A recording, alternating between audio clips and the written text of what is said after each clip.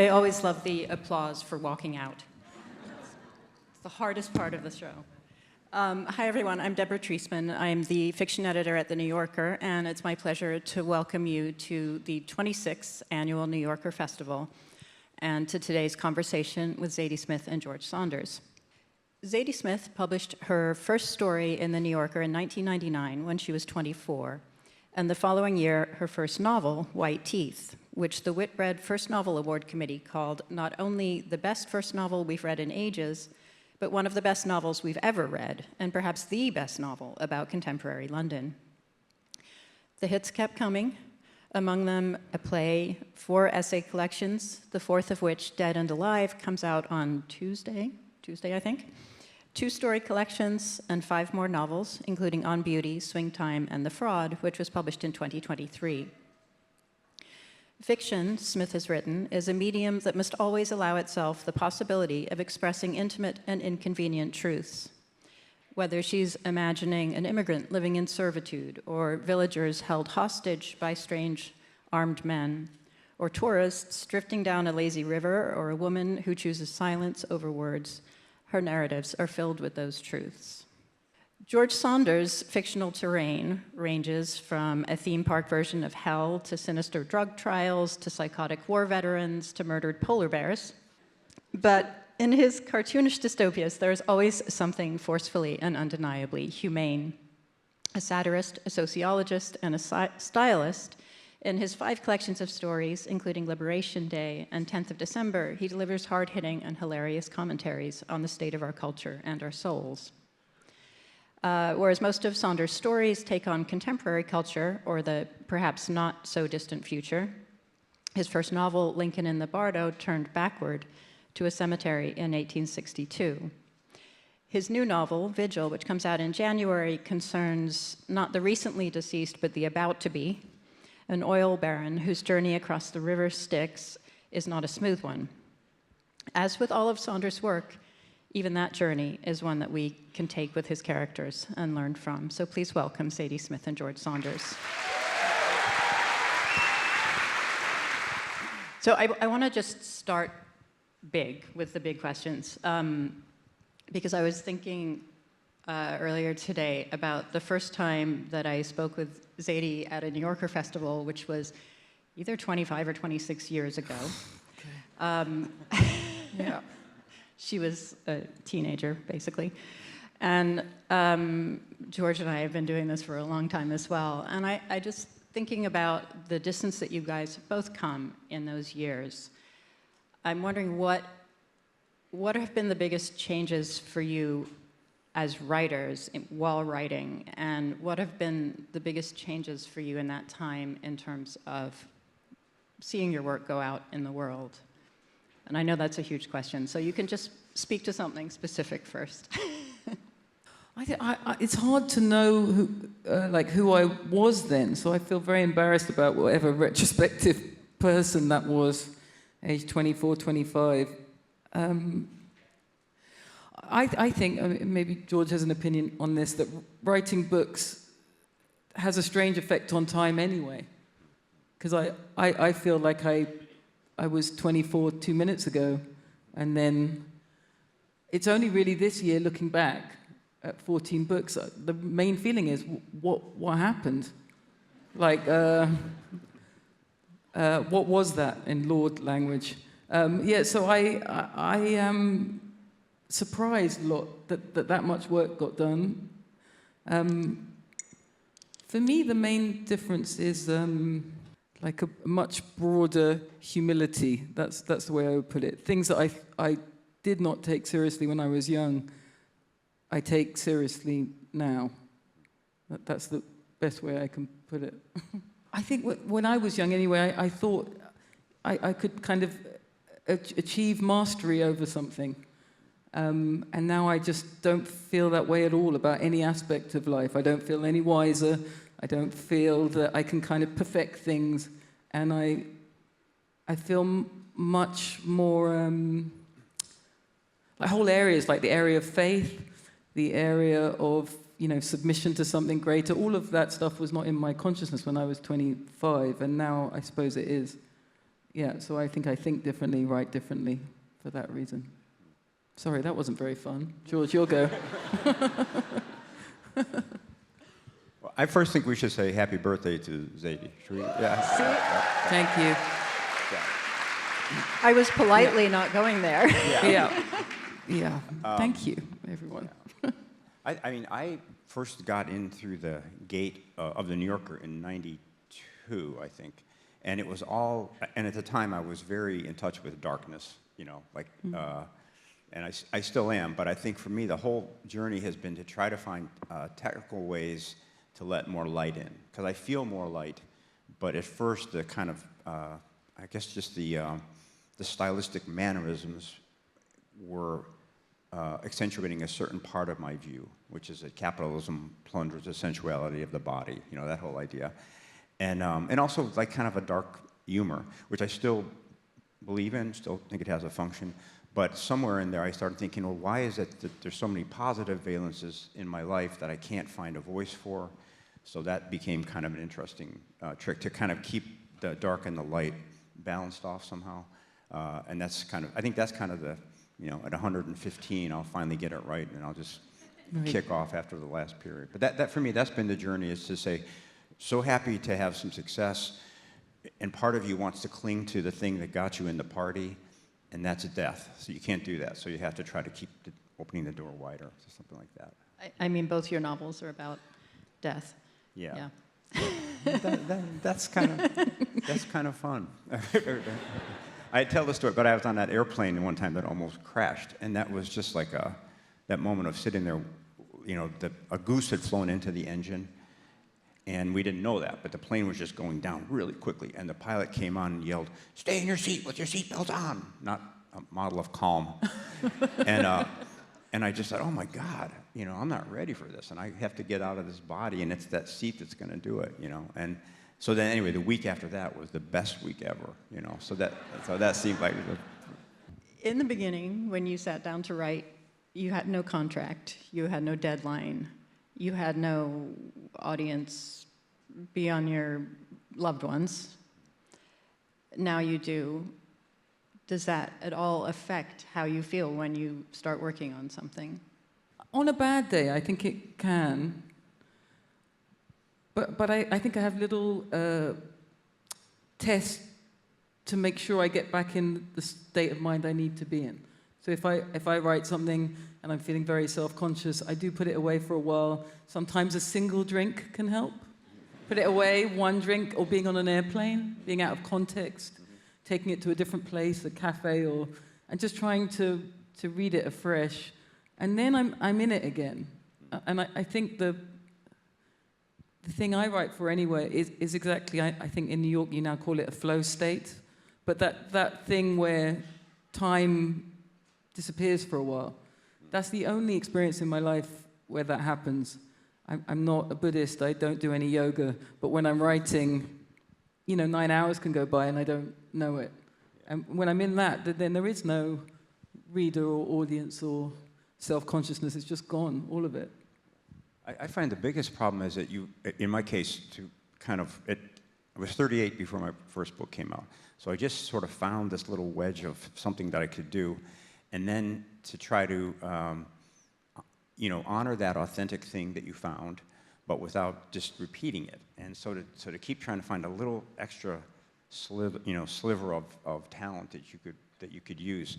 So you don't want to be someone who keeps doing the same tricks, but those were the tricks that first got you into the thing. So it's interesting as you get older, and you have to. What I'm finding is I have to keep pushing myself into zones that I kind of have ruled out. Like this new book has a little bit of modernism in some of the narration, and I gave that up back in my Hemingway, period when I didn't work back then. So now I can actually describe a thought pretty straightforwardly. I can, So well, what do you think about the idea? Like something Sally Rooney said recently, which I thought was so beautiful, that to her this idea of constant transformation is unnecessary. Like for her it's one project, it goes on permanently, right. Almost like Austen with that idea of like a little square of ivory that you just keep working on. I also think that's beautiful. Yeah. It's not my way, but I love the idea. Yeah. I like, too, that I think related to that, the idea that you finish one book and you're kind of sick of it. Like So that, sick. that part of your psyche, you've really done it, and now you're almost in revulsion going on to the next thing, That's whatever it. it is. It's exactly That's that. a good way to Yeah. live, you know, just Absolute revulsion. keep until doing you- things and being ashamed of them, and that's Yeah. growth. Yeah. But then Yeah, you have to go sorry. out and sell it. Yeah. Yeah, which yeah. Don't be ashamed of it until Talk you sell about it. In terms of how you approach each new thing, you know, are you consciously trying to change styles? Are you trying to challenge yourself to do something differently? Or do you feel like Sally Rooney, that there's a continuum and this is your voice and this is what you call on? I think it's different for different writers. I know the sense of revulsion in me is very strong, and I do need to move away from one book to a new book and to constantly feel like I'm moving forward. But then, as you look at it as a whole, you can see the persistence of ideas, the persistence of beliefs. Like, I can see the sameness, and I'm not... I don't think I'm embarrassed of that anymore. Like, when I read a writer's works, that's part of what I love, the consistency of sensibility that's there, I can feel in every book. And we were just talking about Miriam Taves backstage, and I've been reading so much of her, and it's all in the same world, but I have no objection. I love being there. I love every angle she takes on that world. So when I see it in other writers, I have no problem. It's in me that I tend to be harder on myself or think that I'm repeating myself or anxious about that. But I know as a reader that it's not a concern, really. It's a world you want to be in, normally. Yeah, yeah. I mean, I think, in a way, a book is kind of a trap that you get into. And you say, okay, I'm going to have a book with Lincoln in it. Seems like a great idea for a while. And then you go, oh, God, I have to write Lincoln. You know, I have to be... So then for the next couple of years, you labor under the burden of the constraint that you put yourself in. So I often feel that, okay, you have to do that. You have to honor that constraint. You have to write the difficult stuff. And then when you're done, it's the sudden absence of the constraint that is the motivation for the next thing. Now I don't have to do anything. I can just be funny, or I can write in the contemporary era. You know, it's that kind of liberation from the thing that you put yourself under for those years. Then it's nice. Well, so let's talk about writing about Lincoln. Well, I'm thinking of an essay that Zadie wrote about not wanting to write historical fiction and trying desperately not to write historical fiction, and then writing historical fiction, and about the idea of sort of even trying to write historical fiction in Britain, being trapped under this giant burden of Charles Dickens. And I wonder, do you feel that kind of oppression, George, when writing in the past? And Zadie, what was it about this particular story and the fraud that made you change your mind? So either can go first. For me, I'm sure it was Freudian, but I really needed to know the truth about the relationship between the two countries that are in my heritage, England and Jamaica. So, of course, I could have just studied or done a PhD, but I guess in my way of thinking, a novel is the way I find out about things, and not just factually, but emotionally. So for me, it was an incredibly healing thing. And I don't know if I would have described fiction writing for me in that way before, but when I finished it, I felt this great sense of, oh, these are the myths of the countries I come from. Here is the truth as far as I understand it. And I felt very relieved of something. I really felt relieved of something, and I was so grateful to write that book. And in fact, of all my books, that's the one which meant most to me personally, because it was at the root of something. Like I did feel that I had grown up inside quite an elaborate lie, and so getting to the heart of it, it's good to know the truth, even when the truth is extremely painful. So that's what that novel was to me. Yeah. And how did you obviously came across the story of this particular fraud, this person claiming to be a long-lost heir. When you came across that, you instantly knew that this had potential for you as a story?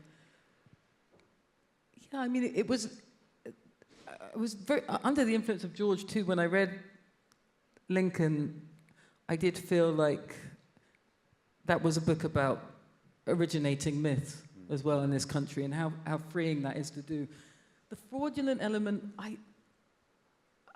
I guess as fiction writers, public mendacity or narratives that are completely fictional are a kind of personal offense, because that's our job. but also we know something about them, right? We know something about lying and about those kind of narratives and how they work upon people. And so I thought it was for me, because obviously what was happening here, and the echoes were so strong, and it just excited me to think about that kind of person who lies, out front, but appears to be truthful in some sense to many people. I was interested in that contradiction, and just in populism in general, how it works. Could I ask an inside baseball question Yeah. about? So when I read that book, I got such a sense of I could recognize the private celebration feeling the writer has when they kind of hit a vein. And was it fun for you to write? And can you just, if it's not too intrusive, what did the days of composition look like for that book? It was incredibly fun to write, and I wanted to ask you too about those ghostly voices, because to me that's what it was like. Like I remember hearing maybe Alice Walker 30, 40 years ago talking about The Color Purple, and hearing the voice of Celie, like just sitting down and writing it. And that's what I mean about being an older writer. When I was young, I would roll my eyes and think, oh, please, you didn't hear any voices. That's such a masterful novel, but I couldn't believe that part of it. But now I believe it. I absolutely believe it, because that really was how it was. I sat down to write. I thought about maybe more about Dickens or more about some of the other characters in the book. Mrs. Touche opened the door, and that was that. That was the end of the matter, and it was like being spoken to. And I wrote very quickly. Like I had 2 friends who I was sending each short chapter to, and I wrote it like it was a serial novel. Yeah. Because people used to do that. That was the thing that felt fun. I was reading them about 1 or 2 a night, and it always felt like, here's Zadie again, freshened up and ready to go. That was it. It was just every day, just a little chapter, and also when you have kids and a lot of chaos around, as you know, the joy of completing anything is so great. So these short chapters were like, oh, well, I did something today. Yeah. And then I did something the next day. And that was such a great feeling. Instead of a novel, I'm sure there are writers in the audience, it's such an overwhelming task sometimes. You can't see your way through it. And this was a way of seeing my way through it. Since you're indulging me, did you have an overall outline? I did. But the overall outline was mostly the truth. Almost everything that happens in that book really happened. So that was like having plot off your back a little bit. But you must have had that with Bardo too, no? Yeah, that was. I Sense of had the a truth. 2-sentence outline, which was Lincoln comes to the graveyard and later leaves. Yeah. But that's the truth of the No, outlines and there was the novels, second that's one, it. which is Willie is there and he's not supposed to be there, and he either leaves or he doesn't. Right. That was it. So, but like suddenly. That is my experience of novel outlines. Yeah. And you're not meant to say it out loud, but they're usually 4 or 5 lines at most. Yeah. And then plot is taken care of, and you can. Yeah. Yeah. The truth helps in those cases. Yeah. I mean, obviously the voices that you heard for Lincoln and the Bardo were not factual, historical voice. I mean, the characters may have been, but the voices of the night, you just reminded me of something. We did a piece of Jan Foss's latest novel in the New Yorker, and I did a Q&A with him, and I must have, I said a bad word, basically. I said something like, did you intend this? And this created a long answer in which the word intention was repeated negatively about 15 times. Right. Like, you must never intend anything. I have no intentions, and so on.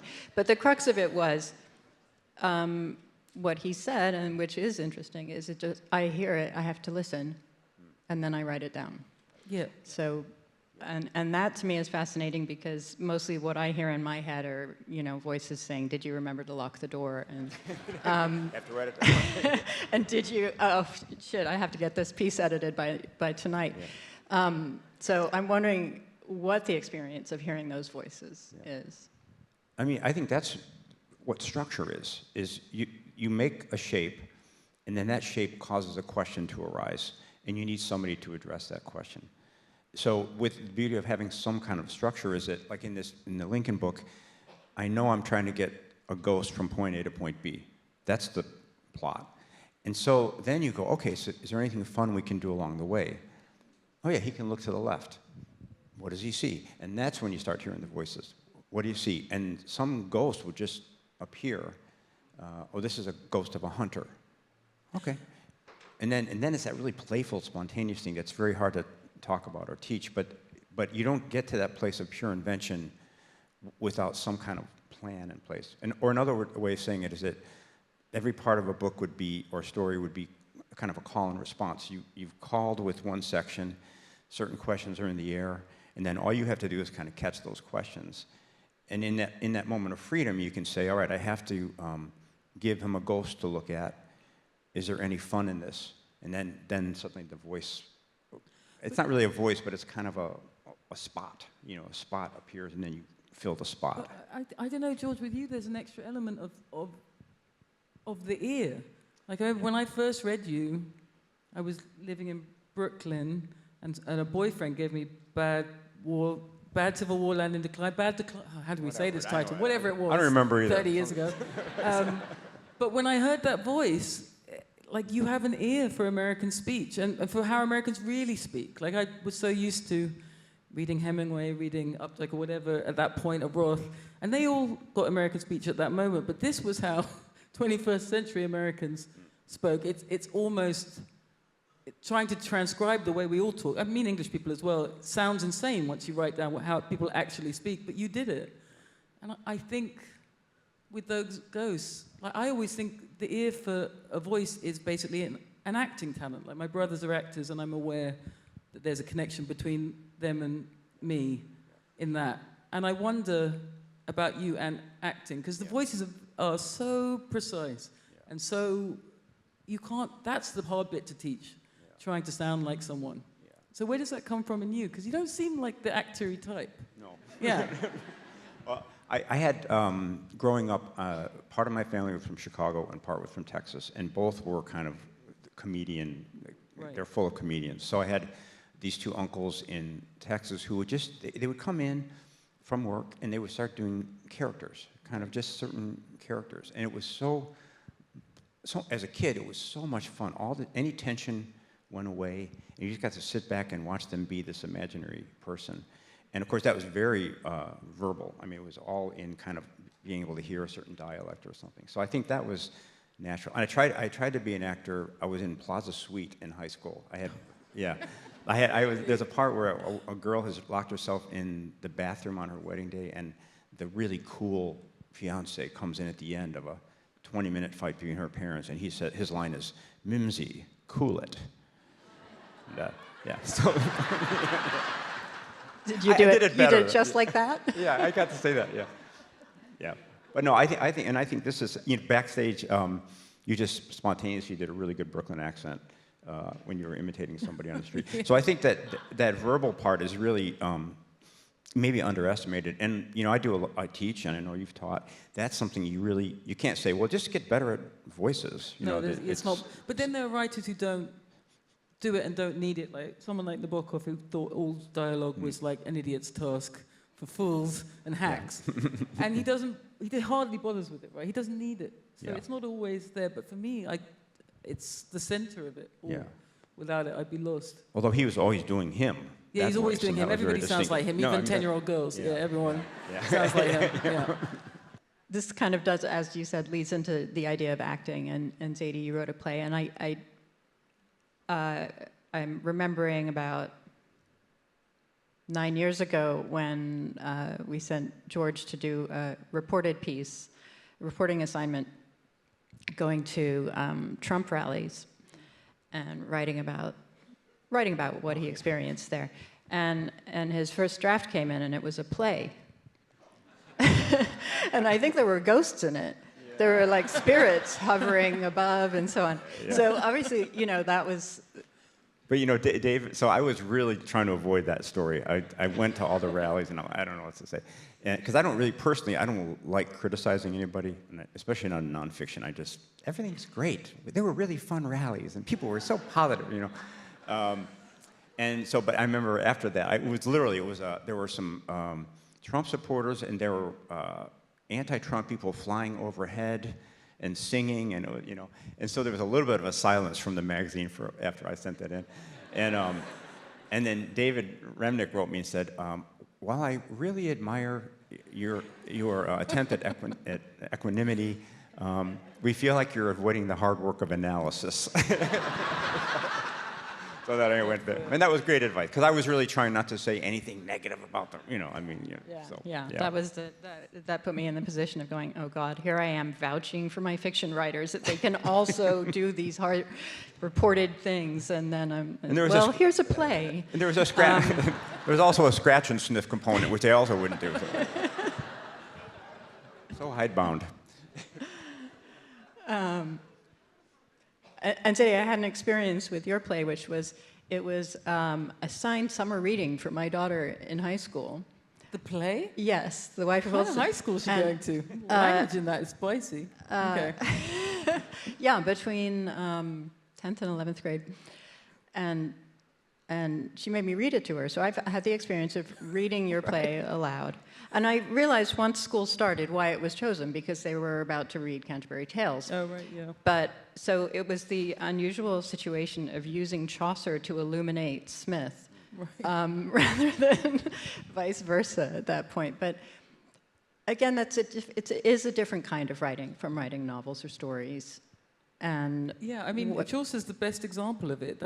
That is a man who's hearing voices, and they take him away from even what he thinks, what he believes, what he would rather argue.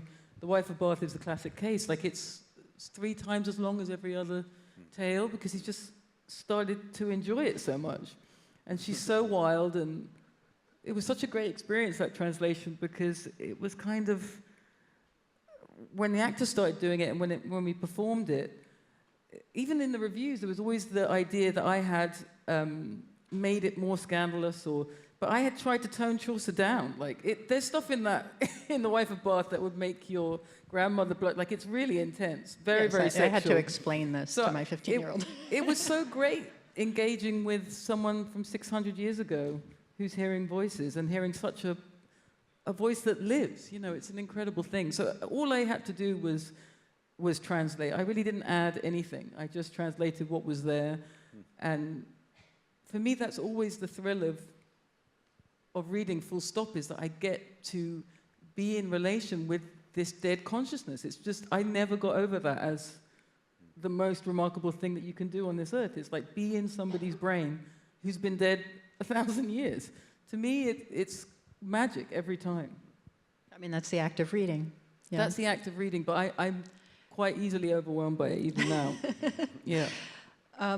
Does it ever happen that you're starting on something and you have a voice in your head and you don't like it, and you don't like the person? I think that can happen, and then I think you just have to say, what don't I like about this? And sometimes if you receive that answer honestly, then that's actually character, or it can be revision. So if somebody strikes you as facile and disingenuous, it's not you, it's that stupid character, and then you can say, oh, interesting, okay, so now I have to puncture this person. When we did Victory Lap, there was I was just having so much fun with this teenage voice, and at one point she said, kind of channeling me at 15, she said, to be good is not hard. To be good, all you have to do is just do good. Yeah. Kind of like, what the hell is divorce? And so I typed that out, and I thought, ooh, really? Do you believe that? I do. All right. So then there was a knock on the door, and it's somebody there to abduct her, and so I mean, I think sometimes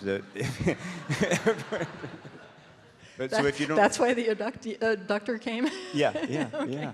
So if you don't, if you say something and you don't like the voice, it could be that's the story waiting to happen, Whereas if you just eradicate it, then you're back to square one.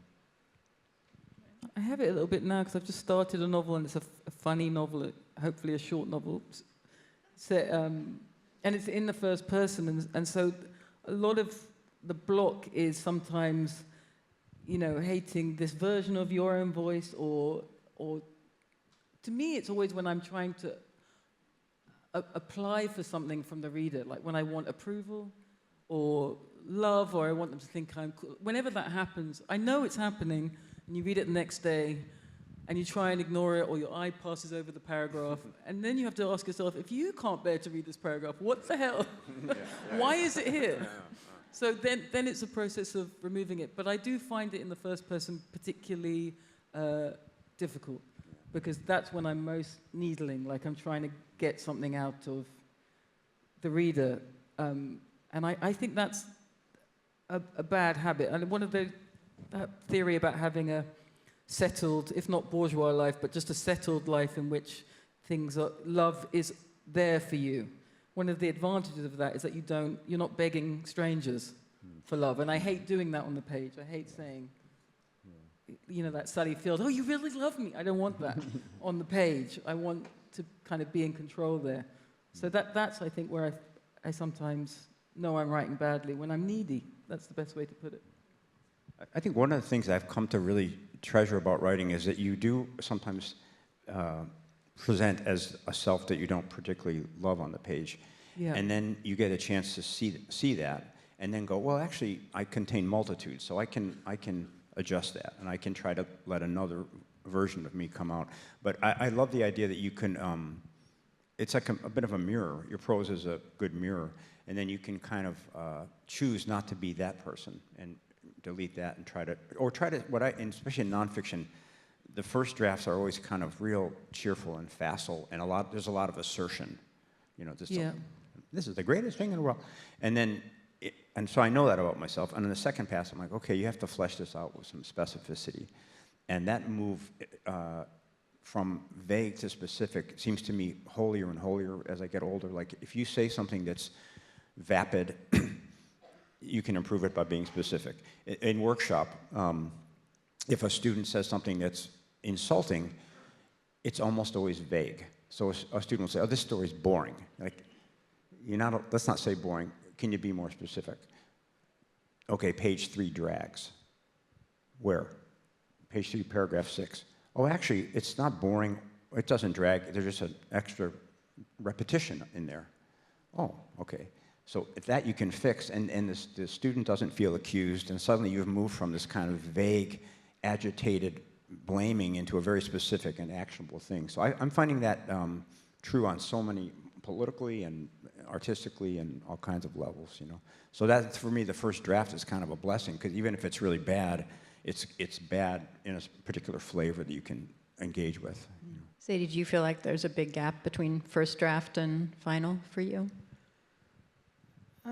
I mean, when I got to America and into like teaching creative writing programs, it took me a while to understand this thing about draft, like the idea of a whole first draft, a whole second draft. I don't think I have ever worked that way, because for me, it's each page or each sentence. I just go over and over it as I'm going until it's what I want it to be. I do that thing of reading from the beginning each time I open it. That can be, when I was younger, maybe that was a kind of more joyful experience. There's all other things going on as well, right? Menopause, anxiety. Reading from the beginning becomes like a high-stress activity, and hard to do, and hard to kind of push out the voice that says it's no good, it's no good. And I also think with nonfiction, that thing about clarity and being specific, you absolutely need that. But I am also a little bit wary of when you get to these kind of advanced years where maybe you're a little bit too good at that kind of thing. And that can also be a kind of vapidness, It sounds good, it looks good, it's kind of rhetorically whatever, but it's not actually anything. And I'm aware of that too, that to me now, like what I actually believe, what I really feel is much more important than this kind of rhetorical gloss. So that can sometimes mean essays that are, uglier or not as pretty as they used to be. But the main thing I feel with nonfiction always is that afterwards, it feels like somebody else wrote it. Like you could never reconstruct the argument or it seems like a better part of yourself, or someone who's more organized or doesn't ramble like I am right now, or somebody wiser. Or so I've got used to thinking of when you write, there's a better part of you that goes into action. Yeah. Like I just don't recognize that person in my life. I recognize them on the page. Yeah. I mean, you recently wrote an essay about writing essays, and in that piece you talked about this idea of the essay as needing to speak to anyone who walks up to you on your soapbox in the Commons. And maybe the difficulty of writing for an unknown, for anyone. I mean, that's my feeling. I absolutely think other writers have a completely different tack, and I'm so grateful for them. But for me, I think it's class-based. It's something to do with my childhood, where I did feel like a lot of things were not for me, or blocked off for me, or I didn't have enough education, or I didn't understand what was being said. So then there's that instinct, right, to at least try and be as open as possible at the entrance. That really does matter to me. But it's some ideas are complicated. Sometimes it's hard to lay out things as openly as you'd want. But to me, if the gap is too large, I experience it like I've done something wrong. Like I remember when I wrote The Embassy of Cambodia, it's like a little short story about a girl who is enslaved in my neighborhood. And there were many stories like that in my neighborhood I'd read in the news, and I wanted to make fiction out of it. But part of the principle was, if that girl ended up in a bookshop and saw this little book, could she read it? And I think for a lot of writers that doesn't come up. They come from upper middle class background. Their stories about professors, and their father's a professor, and it all works in one go. But for me, I want that gap to be as narrow as possible. But it can't always be, right? Sometimes it's impossible. But that speaks to me because I think I've always thought of it first as entertainment of a very high order. But then that means you have to have an intimate communication with your reader, which means you have to, in every instant, be imagining where she is now, where she is now, where she is now. And then editing is just the adjustment of that, so the distance gets smaller. And so I think that's really the hopeful part of it, is when I write to an imaginary reader who's just as smart, just as curious, just as good-hearted as I am, then when someone out there connects with it, we've said a pretty profound thing, which is that there is that connection. And I think I'll say, speaking of politics, one of the things that's gone wrong in our country is that at some point, I don't know exactly when, we started to devalue this kind of conversation in the commons idea. And we also started to devalue literature. I remember in our kids' school at one point, a teacher was teaching the essays of Ambrose Bierce, which are really dark and really difficult. And there was sort of a consensus that that's too much, They weren't saying that about calculus, which for me was way too much. Yeah. But so I think I mean I haven't written about it, so I don't know. But it feels to me like the problem we're in right now is that we've lost the faith in one another, and we've lost that intimate experience of saying, oh, other people are as real as I am. I can communicate with them. And the kind of high-level prose that we're talking about is a way of mind-to-mind contact that I don't think you can get any other way. And I think we're suffering for it, actually. And I don't think it has to be. Like, I just read this wonderful essay by Karl Ove Knausgaard. I think it's called The Disenchanted World. And he's a good example of prose that is as open as you need it to be. Like, there's nothing complex about the way he writes in that essay, but the ideas in it, that we're living in a kind of constant simulacrum. Like, it just feels hard to feel real, to feel that your life is real, that time is really passing. He expresses it in such a simple and beautiful way, and I felt it. It's like that kind of direct communication feels so rare and is so energizing. Like, I came out of the essay thinking, yeah, no, I want to be in a field. I want to look at this flower. I want to touch grass, as the kids say. But it was such a beautiful and direct expression of that. And writers like that, to me, are incredibly valuable. Like, those are some of the most complicated arguments about reality and time and in the image factory and all the rest of it. But he's able to put it in a way that I could give it to anyone I know. And they would say, oh yeah. It's a real gift, that kind of ability to express yourself with simplicity and at the highest level. Writing right now, writing with the culture being what it is in this country, in Britain as well, to some extent. Do you feel oppressed by that? Do you feel a need to address it? Do you feel some writing is some way of bridging it? Does it or does it not affect what you do when you write fiction?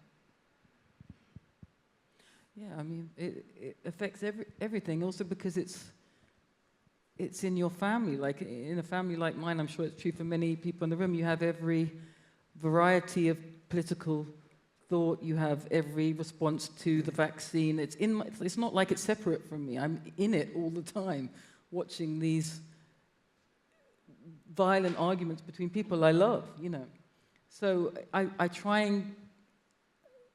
It's painful. Like I was talking to Jelani Cobb a few days ago, and we met for coffee, and we immediately went down various Trump holes, and it went on for about an hour and a half. And then I said to him, I used to be more fun last century. And he said, everybody was more fun last century.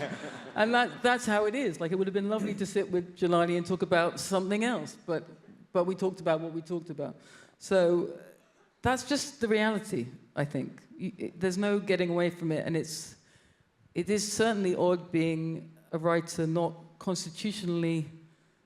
I never expected to live in this world, and my writing is not fit for it. But here we are. So you just have to deal. Yeah. I was thinking there's that fable about the kingdom that had only one well, and for some reason a wizard came in and poisoned the well. I don't know why. Stupid wizard. But then the effect was that everybody in the culture went insane. And so the whole country is insane. Meanwhile, on the hill, there's a castle, and the king has his own well. So he's looking down and, wow, they think I'm insane. So if I'm going to continue to rule, I have to go drink the water. So in the fable, he goes on, drinks the poison water, and he's crazy, and he's a great leader. So I think for what I'm turning to again is the thought that those of us who would come to a literary event on a Saturday morning, we maybe are charged with restricting ourselves to the clean water, or trying to be in touch with the clean water, and have faith that actually is a real thing. Water can be clean, because I don't think that this particular administration really believes that what they're doing is in the best interest of the country. And I think they're behaving somewhat like someone who's rushing for the door, with certain ideas and goods under their arm. So it's going to fade. And when it does, it would be up to the people to remake it. And we have to do it being in touch with the clean water. For me, and for you, literature is the cleanest. So I think that's I'm trying to pull myself off of despair by saying, in this time we have to assert ourselves without losing ourselves, so that when the dust clears, we'll be ready to step back in and make it right again. That's yeah.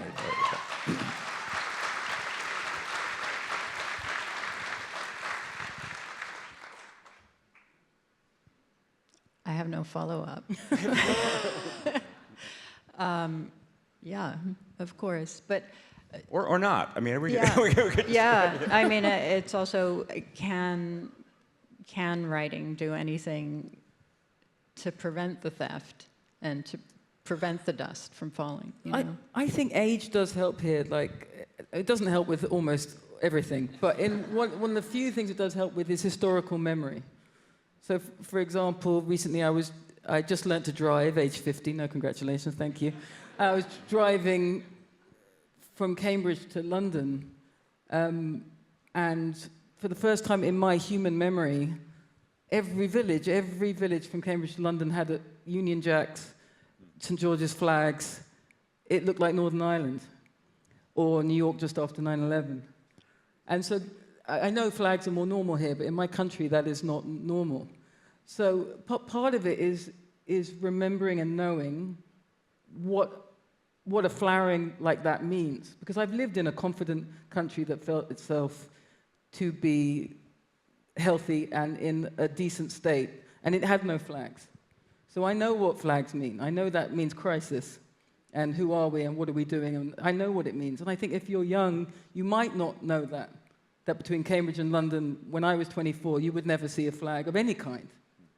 So that's part of it, like what you would call institutional memory, but for a country. To say, things were not always like this, things might be different, they're never going to be the same, but there are things from the past that are worth attending to. In the case of my country, decent healthcare, free education, and decent housing. So these things can exist, they have existed, they might exist again. So when I think of my practical role, if I have one, it's just literally that, saying these things are not daydreams. They are available, and were available for a great many people for a fair amount of time. But can I say too, I think this clean water function,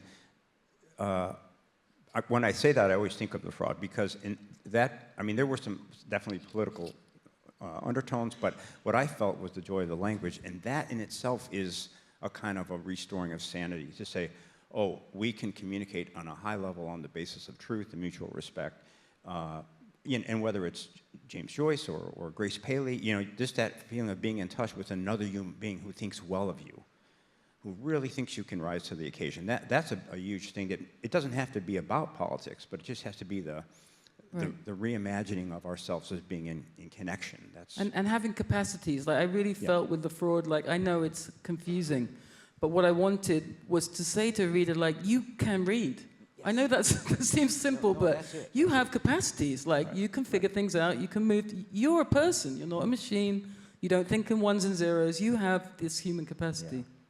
I did want to ask you about Trump's voice, because when he first came up, I thought, my God, he sounds like George. And these are George's characters. Like, did you feel that? Because it felt like prophecy. I felt sentence structures. I felt it more and more. And I think it's a canary in the coal mine kind of thing, because I picked that up in Chicago when I was growing up, and it was kind of, and then during the Reagan years, the language changed in a certain way. So. Yeah, it's a heavy responsibility. Yeah. It's like you invented him. It's wild. Yeah. It's your Frankenstein. But maybe that means you know how to speak to him, to people who do communicate in that way. You know perhaps how to change the tone. Well, I don't know that I do, but I think that could be a thing, you know, that with our job, we're supposed to be, at the moment of composition, very, I think, open, non-judgmental, listening for the voices.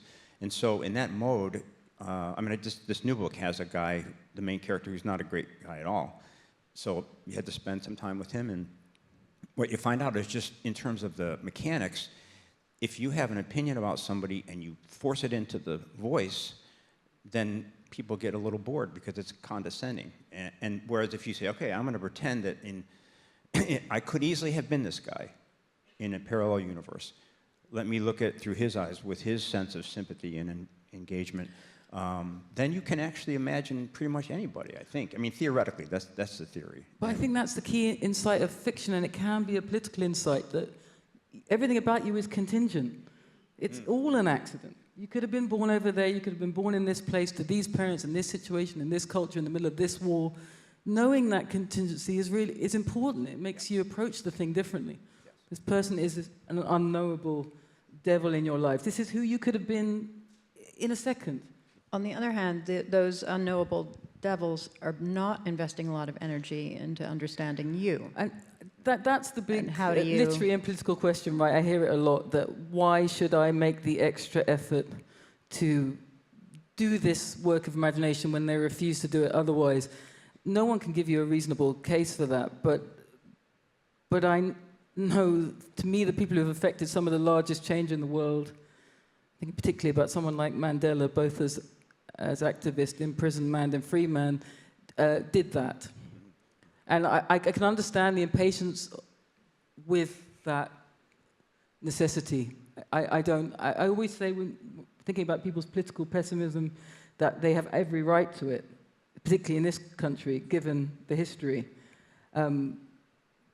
But in my character, it doesn't exist, I guess. I still think that work is worth doing, and I don't consider it a labor. That's part of the problem. It's conveyed as labor. Yeah. Why should we work when they don't work? But to me, it's a boon in my life. Yeah.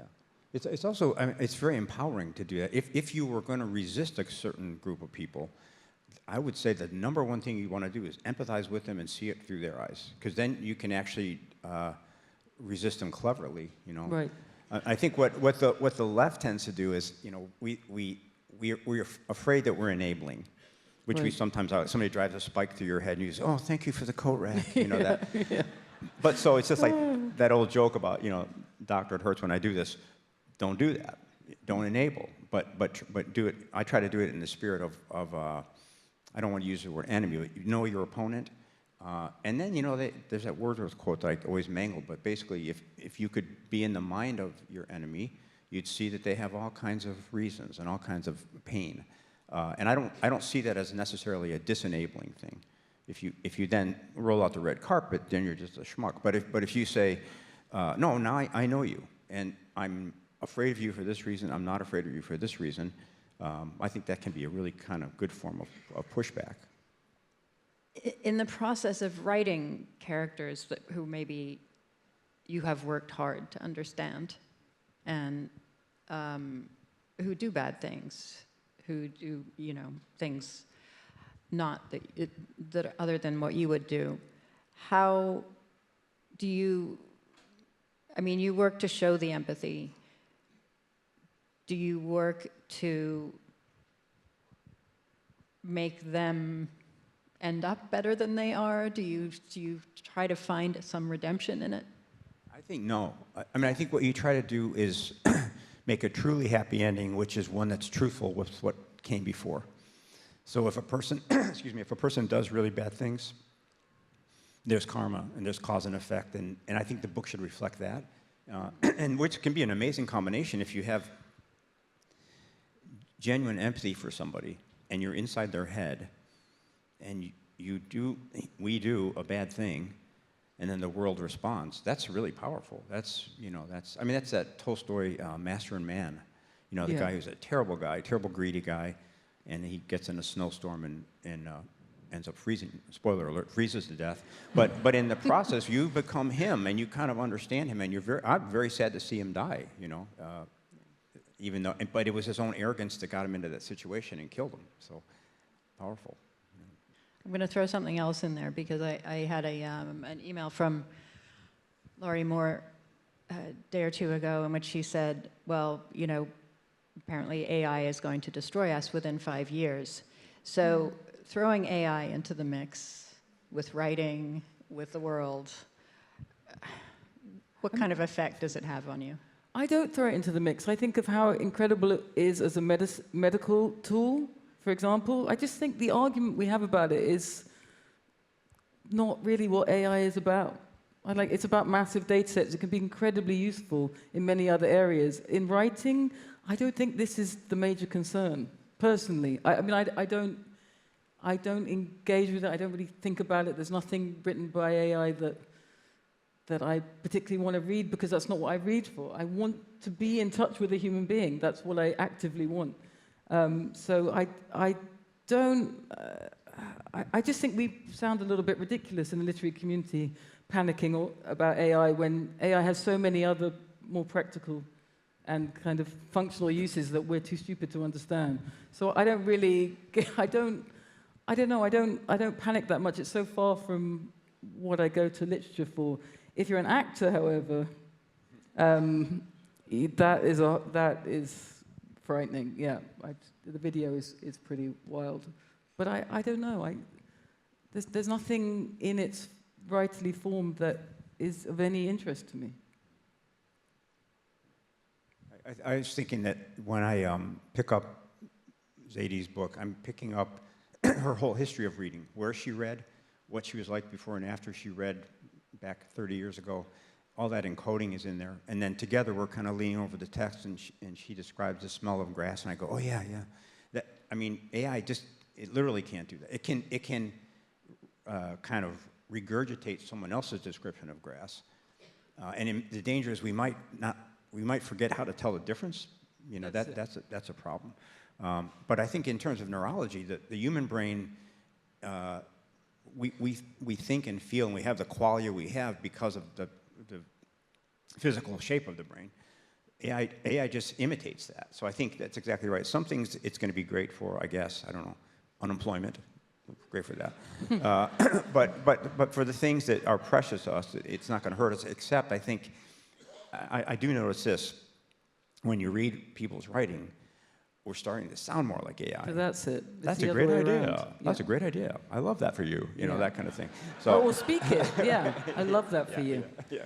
Yeah, to You're an speak amazing in a series person. of like meme-like phrases as a human being. Yeah, that's the way I think about all of it. It's not that the robots are going to take over. It's that we become like them.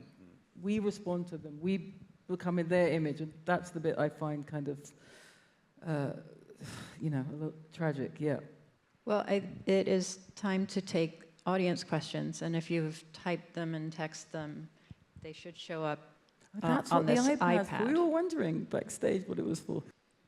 Imagine you're creating a new English literature curriculum for incoming freshmen at a college or university in the United States 20 years from now. Name one existing short story, play, or novel you would include. I mean, it's probably lame to choose George, but I am going to choose George because I think that is the voice of the American berserk, and Civil War Land in Bad Decline is a prophecy. Yeah. I'll do the same trick and say the No, frog should well. be there. But no, but I mean that. But also, we do this thing called Story Club on Substack, and I just taught a story by Samantha Schweblin called "A Fabulous Animal," and it was so much fun to watch the community run at that story because there's nothing particularly contemporary or political, but it's just a beautiful puzzle. And it was just, hundreds of people engaging. Why did this story move us? I would maybe put that one in just because it's not easy to relate that to these times, but except it's kind of eternal in the way that people were just delighted by it, you know. And But it's so lovely to know that people have an internal.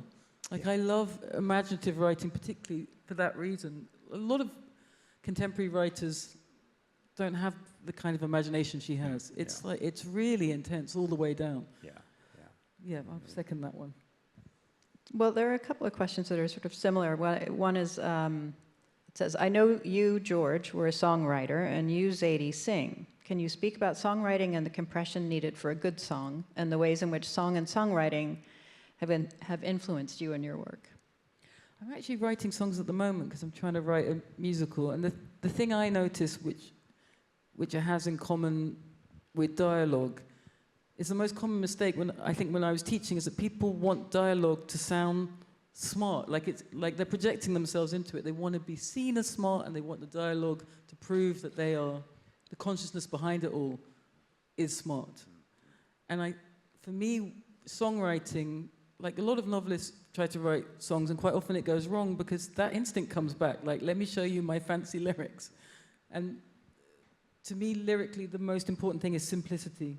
And the music has such an enormous role in it that I don't need these kind of complex, overdone lyrics. And that instinct, when I'm writing dialogue, is the same. I'm not trying to make this character impress you. I'm trying to ask myself, is this what she would say? And do it almost subconsciously, like the dialogue you write so quickly. Yeah. There's something, I'm a failed songwriter, and the reason is for that. I always try to make them really smart, story songs, you know. Right. Once upon a time in a capitalist, you know, Yeah. Hello. But I think the word that comes to mind is offhanded. Like when when wouldn't it be nice if we could wake up, you know, that offhanded kind of lyric. And I have a real hard time with that because I'm not sure which offhanded thing I should say. Right. But I really admire the great song. Jeff Tweedy, I really admire his stuff. Yeah, and amazing. just kind of, yeah. If you've been working on a project and you've hit a big problem with it, what was the problem and what did you do to solve it?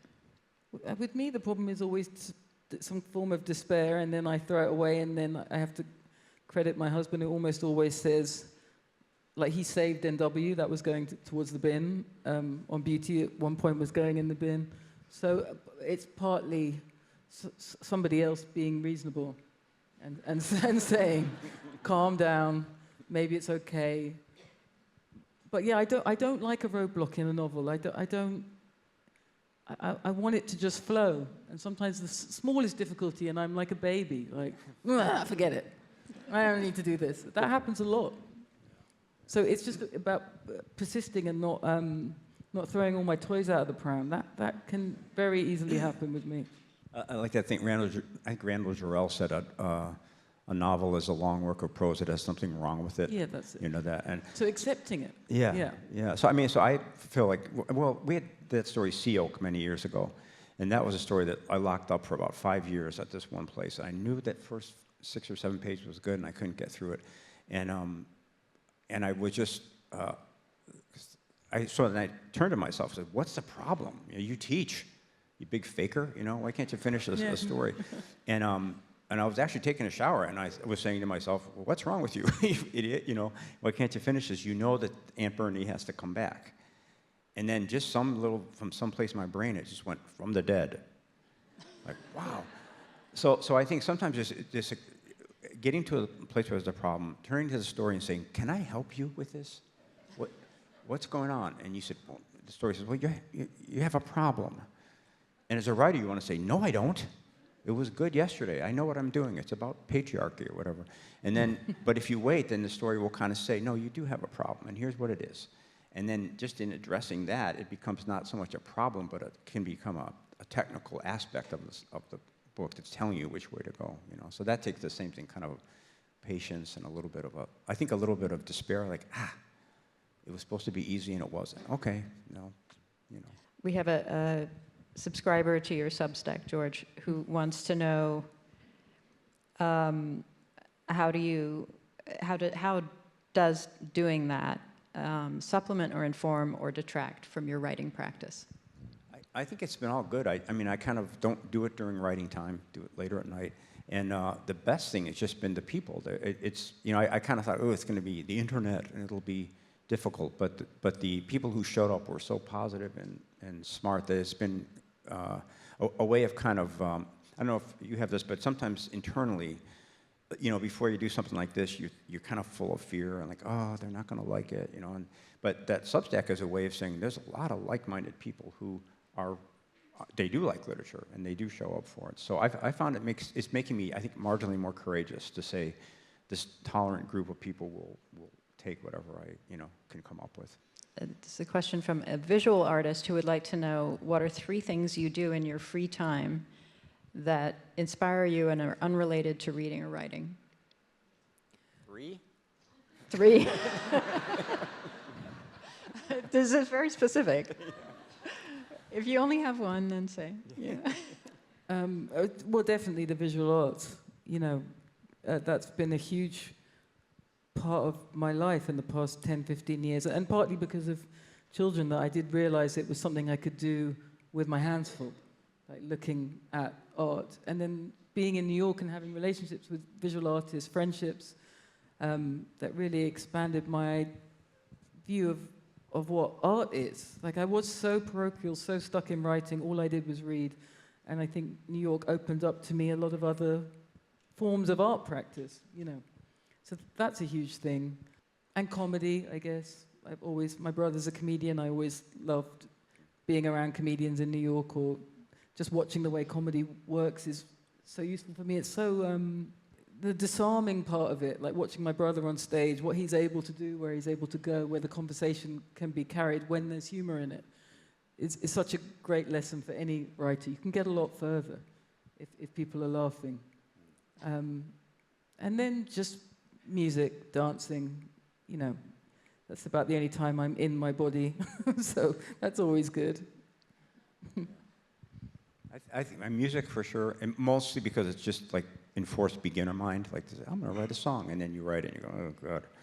And so then I have sympathy for my students if they're struggling, and then it's such a relief to go back to writing prose. Which I feel with music, I don't feel I can do something and go, yeah, that's kind of music. Wait, do you play an instrument? I play guitar. Yeah, But I play it, and at the critical moment, I don't have that really like killer instinct about what I should or shouldn't do. I just think, yeah, it's kind of all right.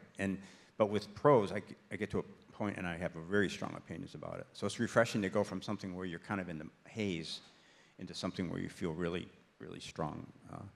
And then the only other thing, we have an elderly dog, and I've been walking her, and she walks very slowly now, and it's a great way to get into conversation with people. Yeah. Yeah, because she's really cute. I had one of those. Yeah, and that's been kind of, especially again in these times, to stop for a moment and try to see, can we get into an actual conversation with the pretext of praising my dog, which is good.